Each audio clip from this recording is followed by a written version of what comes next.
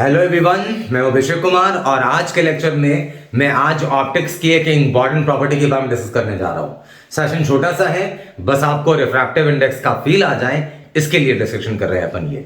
तो चलिए आइए काम शुरू करते हैं। टॉपिक आपने दे दिया होगा, तो सबसे पहले एक बात करते हैं अपन जो हमारे लिए जरूरी है, जो फिलहाल अभी हमने शायद ना पढ़ा हो लेकिन हम बाद में पढ़ेंगे।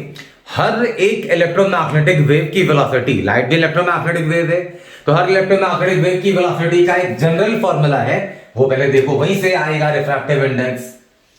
Speed of any electromagnetic wave, speed of any electromagnetic wave is v is equal to 1 by under root nu epsilon। ये किसी भी इलेक्ट्रोमैग्नेटिक वेव की वेलोसिटी का जनरल फॉर्मूला है v is equal to 1 by under root nu epsilon। New आपने अब तक पढ़ लिया होगा, न्यू मैग्नेटिक परमिएबिलिटी और epsilon electrical permittivity. Free space की बात करें, फ्री स्पेस में अगर लाइट अगर फ्री स्पेस में ट्रैवल कर रही है तो for free space mu is equal to कितना, फ्री स्पेस में परमेबिलिटी न्यू नॉट डिनोट करते हैं अपन, और न्यू नॉट की वैल्यू कितनी numerically 4 by into 10 to the power -7 है ना। और फ्री स्पेस के लिए एप्सिलॉन भी कितना, एप्सिलॉन नॉट वैल्यू कितनी 8.85 इंटू 10 टू द पावर -11।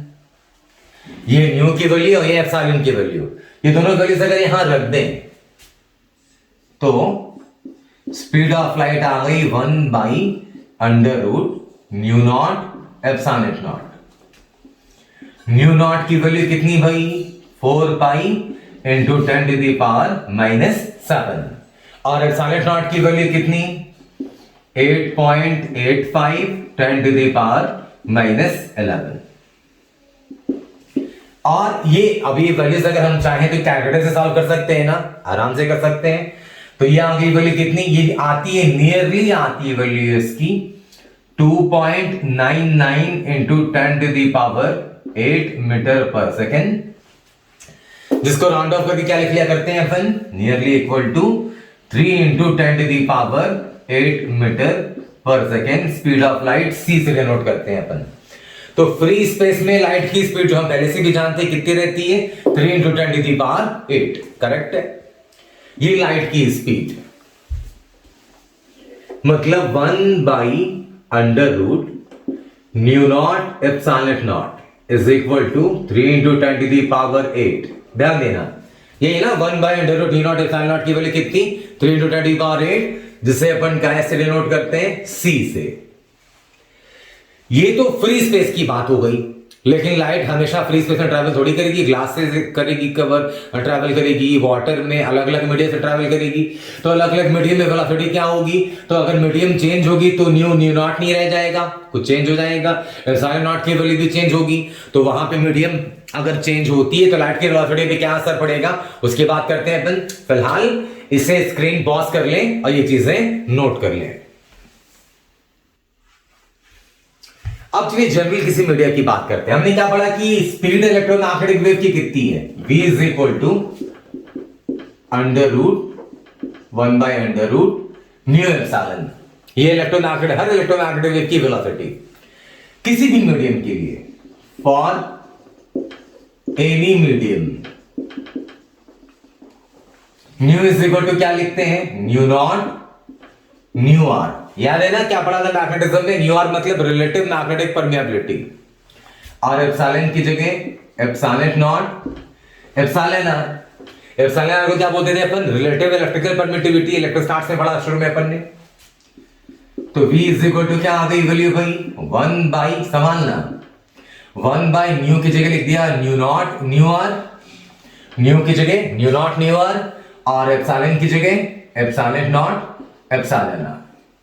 लिख सकते कि नहीं यार, हाँ लिख सकते हैं। रीअरेंज कर दो इसको, रीअरेंज किया तो आ गया 1 by under root mu naught epsilon naught into 1 by mu R epsilon R. अलग अलग कर दिया ऐसे, देखना ये वाली चीज ध्यान से देखना जरा। अभी स्क्रीन पॉज किया था आपने, नोट किया था, देखो ये वाली चीज क्या है, इसकी वैल्यू क्या आई थी, लाइट के स्पीड के बराबर c, मतलब ये आ गई value v is equal to c by under root new R epsilon R. कैसे लिखा मैंने, 1 by under root mu naught epsilon naught, ये लाइट की स्पीड जो अभी देखा अपन ने, सी से जिसको डिनोट करते हैं अपन, ये तो क्या आ गई वैल्यू भाई, यहां से रीअरेंज करके लिखें तो लिख सकते हैं under root new R epsilon R is equal to C by V. C क्या है, speed of light in vacuum या फ्री स्पेस, और वी क्या है, किसी भी मीडियम में speed of light other than free space. और ये जो रेशियो है इसी को बोलते हैं रिफ्रैक्टिव इंडेक्स, ये भी न्यू से ही डिनोट होगा। इस न्यू का नाम क्या है, रिफ्रैक्टिव इंडेक्स। क्लियर है क्या पॉइंट ये, मतलब अगर सवाल ऐसा आ जाए जहां पे मीडियम की रिफ्रैक्टिव इंडेक्स सीधी सीधी ना दे हम वो, और आपको बोलते हैं कि रिलेटिव मैग्नेटिक परमेबिलिटी इतनी, रिलेटिव परमिटिविटी इतनी, तो बताओ रिफ्रैक्टिव इंडेक्स कितनी, तो ये रहा, ये अपने आप में एक फॉर्मूला है। बहुत कम लोग इस बारे में ध्यान देते हैं, लेकिन ध्यान रखना है हमको कि रिफ्रैक्टिव इंडेक्स इलेक्ट्रोमैग्नेटिक प्रॉपर्टी है, मीडियम के मैग्नेटिक बिहेवियर और इलेक्ट्रिकल बिहेवियर पर डिपेंड करती है ये चीज। तो क्या आ गया यहां से, mu is equal to C by V, mu is equal to C by V. Clear है क्या पॉइंट ये। अब किताबों में जनरली रिफ्रैक्टिव इंडेक्स की जब आती है बारी, तो यहीं से शो करते हैं वो कि refractive index is defined as speed of light in vacuum to the speed of light in medium. लेकिन उसके पहले भी तो कहानी है, रिफ्रैक्टिव इंडेक्स क्या है, under root of nu r into epsilon r. Nu r क्या है, मैग्नेटिक परमेबिलिटी, और एप्सिलॉन रिलेटिव इलेक्ट्रिकल परमिटिविटी। तो ये भी डेफिनेशन है, उसके बाद ये आता है, और इस डेफिनेशन में क्या लिख सकते हैं, रिफ्रैक्टिव इंडेक्स फॉर्मेलिटी है, जल्दी से लिख लो। Refractive index is defined as ratio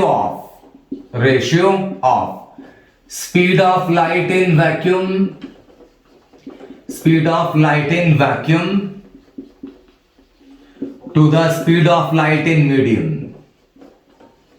to the speed of light in medium, ये है रिफ्रैक्टिव इंडेक्स का किताबी वाला डेफिनेशन। किसी वैक्यूम में लाइट की स्पीड और डिवाइडेड बाय किसी मीडियम में लाइट की स्पीड, तो वैक्यूम में स्पीड तो कांस्टेंट रहती है हर जगह सी, मीडियम, ये रेशियो कहलाती है रिफ्रैक्टिव इंडेक्स। जाहिर है ये किसकी प्रॉपर्टी है, मीडियम की प्रॉपर्टी। ये डेफिनेशन भी इक्वली इंपॉर्टेंट है, और ये तो है ही जो किताबों में हर जगह मिलता है आपको। तो ये है रिफ्रैक्टिव इंडेक्स का इंट्रोडक्शन कि क्या होती है रिफ्रैक्टिव इंडेक्स, और एक्चुअली में इसका फॉर्मूला क्या है। ठीक है, और छोटी चीजें आप चाहे स्क्रीन पॉज करके इसे नोट कर लें, ये बहुत जरूरी है। और छोटी चीजें हैं, जब पहले मैं वो चर्चा कर लूं पहले इस पे। रिफ्रैक्टिव इंडेक्स के नजरिए से मीडियम को अलग अलग नामों से बुलाया जाता है। जैसे दो मीडियम हो जिसमें लाइट की स्पीड ज्यादा, वो कहलाती है ऑप्टिकली रेयरर मीडियम, और जिसमें लाइट की स्पीड कम, वो है ऑप्टिकली डेंसर। तो ये डेंसर और रेयरर ना, वो डेंसिटी उससे रिलेटेड नहीं है, लाइट की स्पीड से रिलेटेड है। देखो यहां से क्या आ रहा है, वी हैव, क्या भी हमारे पास रिजल्ट है, न्यू बराबर सी बाई वी। तो v अगर हाई है, तो न्यू लो होगी। v अगर डिनोमिनेटर हाई है तो न्यू की वैल्यू लो, तो v अगर हाई है तो न्यू लो है। इसी को बोलते हैं ऑप्टिकली रेयरर मीडियम,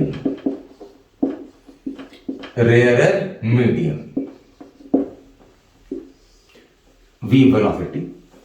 और उल्टा देखो, अगर वेलोसिटी लो है, डिनोमिनेटर लो, तो न्यू की वैल्यू हाई होगी, तो न्यू होगी हाई। और जिसके रिफ्रैक्टिव इंडेक्स हाई, उसे कहते हैं ऑप्टिकली डेंसर मीडियम,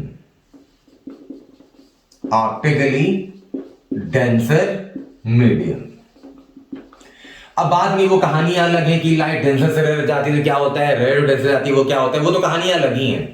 लेकिन फिलहाल मेरा अभी मोटिव ये था कि आप रिफ्रैक्टिव इंडेक्स समझे कि वो होता क्या है आखिर में। तो ये चीज ध्यान रखनी है कि इसका basic formula electromagnetic behaviour represent करता है, दूसरा वेलोसिटी के टर्म्स में, और तीसरी छोटी छोटी बातें, न्यू अगर कम है तो ऑप्टिकली रेयरर मीडियम, न्यू अगर हाई है तो ऑप्टिकली डेंसर मीडियम। तो ये थी छोटी सी कहानी रिफ्रैक्टिव इंडेक्स की। इसकी ढेर सारी कहानियां हैं अभी जो आने वाले सब्सिक्वेंट लेक्चर्स में अपलोड करता रहूंगा मैं। आई होप ये छोटा सा सेशन आपको समझ में आया होगा। मिलता हूं मैं अगली क्लास में नए टॉपिक के साथ, तब तक अपना ख्याल रखिए। Thank you so much. जय हिंद, जय भारत।